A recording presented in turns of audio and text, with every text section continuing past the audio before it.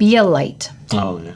Be a light doesn't mean be positive, because sometimes things aren't positive. Also, not everything should be characterized as good or bad. It means be a beacon of hope for people. Help them in a way they need it, because you can't always give them what they want, but you can usually give them what they need. So go and be a light for someone today.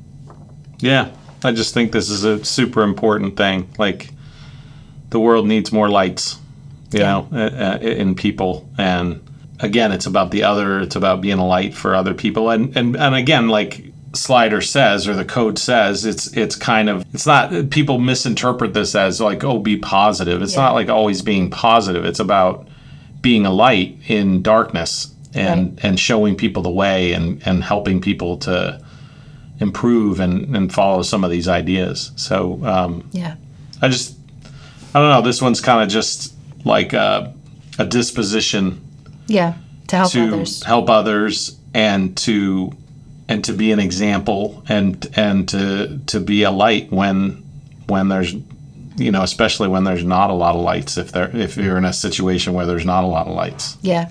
I remember when we were hiking in Italy, I had one day that was very difficult for me. And the whole group rallied around me. Yeah. And they all were like, you got this. And, they got me over it. They got me through it. The exposure day. Yeah, there's a lot of terrified of heights, it turns out. Yes. But I'm just saying, I mean, that was a moment where they were all being a light for me in a place where I was completely overwhelmed, feeling terrified, hopeless, all of the negative things you can think of. So it manifests itself well. I agree. Okay. Our final one for today is a good one. And this is one we talk a lot about with our kids. It's be curious, right? Yeah. And being curious means caring what people think, caring what exists, and wanting to know. It's at the root of caring, because to be curious is to care enough to want to know. Yeah. Without curiosity, there is no caring, so be curious today. Yeah, sometimes I go so far as to say, and I mean, you know, this is a big statement coming from me, but I go so far as to say, and we say this to our students all the time, like if I can't get you to be curious, then everything else that we have to teach you is kind of irrelevant. Yeah. Like, curious is the first step in many ways. Being curious is the first step. Asking questions, real questions. Yeah. Because if you're not curious, like if you don't want to know, there's no impetus, there's no motive to find things out, to go beyond the mental model that you currently have, right? If you have a mental model and you're just totally okay with it, and you're not like, what, you know, like what lies beyond this? Question mark? Like, yeah. If you don't have that curiosity, you're never going to explore the boundary. You're never gonna go outside the box. Right. Right? And there's always a box or a boundary. And so curiosity is kind of like one of these things, like if we don't develop it in people, then the systems that you're in charge of, you're never going to make them better. You're never going to be curious about how they could be better, right? Like in an organizational sense. Yeah. The ways that you've been doing things, you're never going to question whether, is there a better way to do this? Is there an alternative way to do this? You're never going to invent anything. You're never going to innovate. I mean, curiosity is like this weird motive.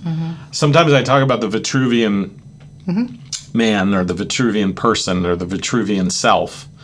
And to me, that means hitting on all the dimensions of what it means to be human. Because what makes us most happy is when we express ourselves, right? Yeah.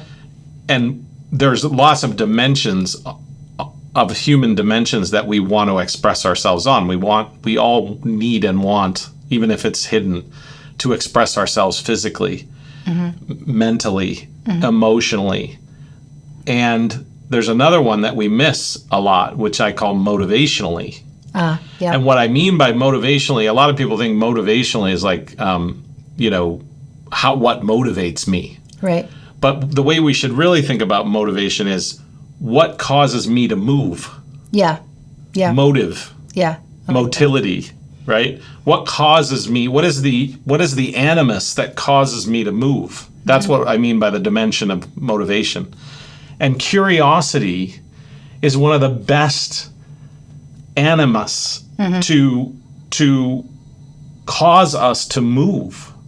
Yeah. I mean, think of the amazing things that have been discovered just purely based on curiosity. Well, most things. Yeah, like everything. Everything that's ever been discovered, is almost always some kind of curiosity. Yeah. And so if we don't build this in our children, if we don't build this in our generations, if we don't build this in ourselves, if it's not part of our character to be deeply curious about things, yeah, I don't know how we get movement. And we're missing this huge dimension of ourselves, which is what causes me to move. What is the thing? And if the only thing that causes you to move is money, for example, you should look in the mirror on that one and say, boy, money is one reason to move. Yeah. Right? One motivator. Yeah. But there should be more. There should be more than just that in my life. Right? Or if the only motivator is making other people happy, that's one motivator, but there should be more. You should get dimensional in your motivational aspect of Vitruvian.